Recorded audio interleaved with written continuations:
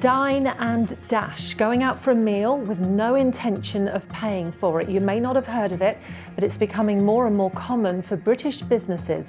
A third of restaurants have experienced it recently. But what can they do about it, and why are we seeing such a large increase? I'm Yasmin Bottleby, and this is what you need to know.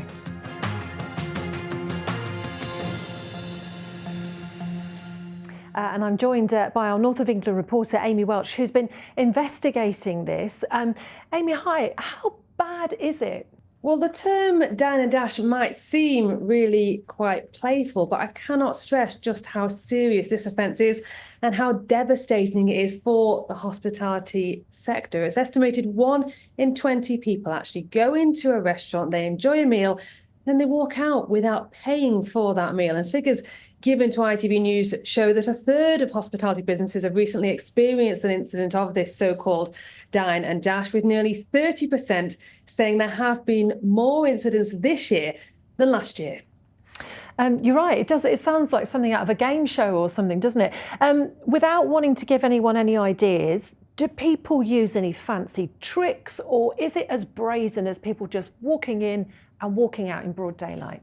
You know, it really is. And that is what makes this whole thing so worrying. Some restaurants have actually been targeted 3 or 4 times.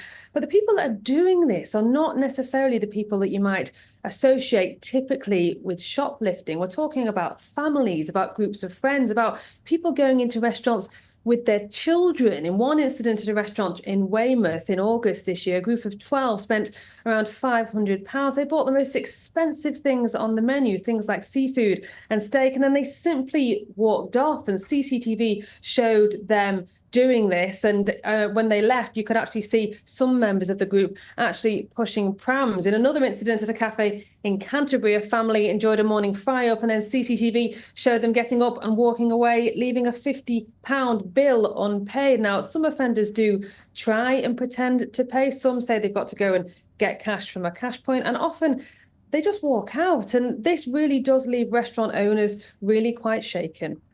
And what are businesses telling you? Because you've been speaking to lots of them. How are they telling you that they're feeling about this and impacted by it? Well, many of them are absolutely devastated. Some of them are worried that they just won't survive this, because for them, an unpaid bill can be the difference between them making a profit that night and making a loss. I actually went to one Indian restaurant in Manchester called Mersey. It's an all-you-can-eat buffet. There are more than 100 dishes on offer there. And in July, diners walked out of there without paying the £200 bill. Now, they contacted Greater Manchester Police, who did issue a CCTV image of the people that they wanted to speak to in connection with that incident. But months later, they still haven't been caught. And the thing that really struck me when speaking to the owner of that restaurant, Usman Malik, is that this is a crime which has an emotional cost as well as a financial one. Here's what he had to say. They started making excuses. The food is cold, it's not right. They literally walked out laughing. There should be some penalties on these kind of criminal acts. Okay, so Amy, they talk about penalties there. What are the police doing about it, if anything?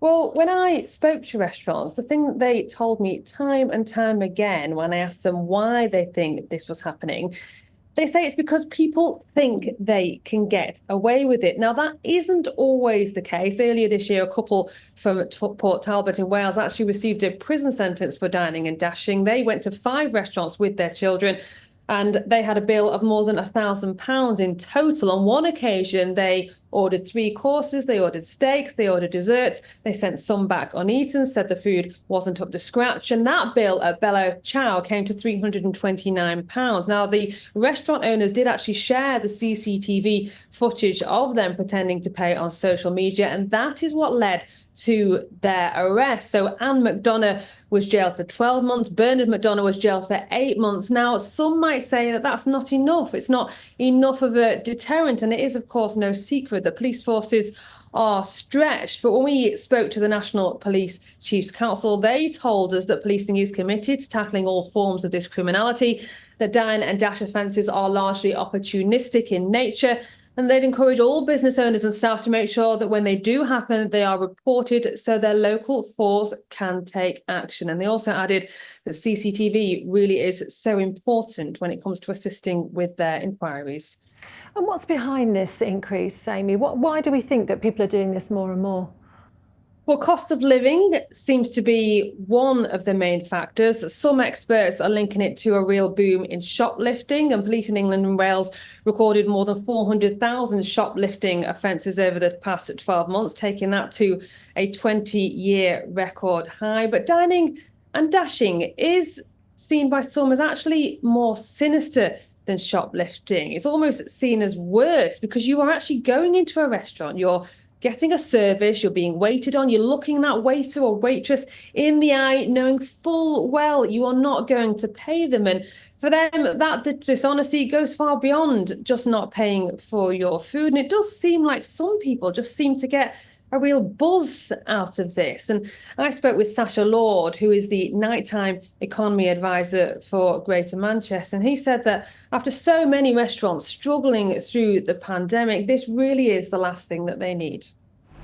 It's worse than shoplifting. You know, Dine and Dash is you've sat in someone's restaurant, someone's cafe. You've taken a space that somebody else could have taken. You're there with your friends or whatever, I don't know. You've had a meal that's been cooked for you, a meal that's been served for you. The produce has been brought in for you. And then you've stolen it, you've run away. It is stealing at the end of the day. It's simply stealing. Amy, people really assume this is a victimless crime. It really isn't, is it? It really isn't. And it's really the small businesses that are affected the most, because for them, all it takes is one customer not to pay their meal and they then make a loss that night. And if it continues, they're worried that they can't continue themselves. And I spoke to one owner of a restaurant of Mommy Thai in Leeds. Now, he served his customers, he made his food. He talked to me about the love that went into making that food. He talked to me about the atmosphere of his restaurant, how he really tries to create an experience for his customers. And it really just broke his heart that customers would want to do that. Now, this man actually followed the individuals out of his restaurant, filming them in order to try and get them to pay, in order to try and take that footage to the police, in order to try and catch those responsible. But so often restaurants are left feeling like they really are on their own when it comes to crimes like this. And the individuals that are doing this, I don't think they actually realise the impact that it is having on these restaurants. Here's what the owner of Mommy Thai told me when I spoke with him.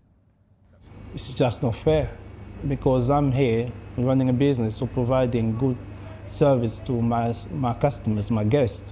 And if somebody come and take advantage of what I'm doing, of my work, is really affect me, upset me, and affect the people around me. So we just need a quick response from the police, because that's when they can actually force these people to actually make the payments.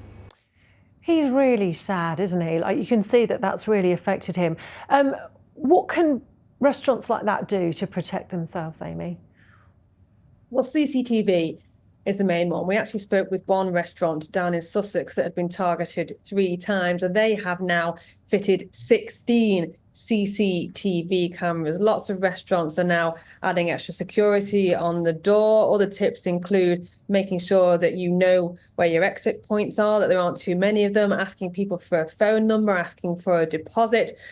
But in reality, if this continues to happen, restaurants tell me that they are going to get to a point where they're going to have to ask people to pay up front before having their meal. And some really don't want to do that. They say that ruins the experience, it ruins the trust, the honesty of what going on an evening out with friends or family should be. But some restaurants say that is going to be the only option left on the table for them.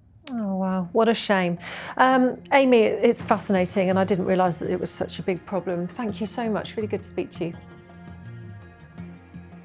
And if you want to watch Amy's report in full, head over to the news section on ITVX. And don't forget to subscribe to What You Need to Know, and check out our back catalogue for other quick briefings on a range of headline topics. Until next time, thank you for listening.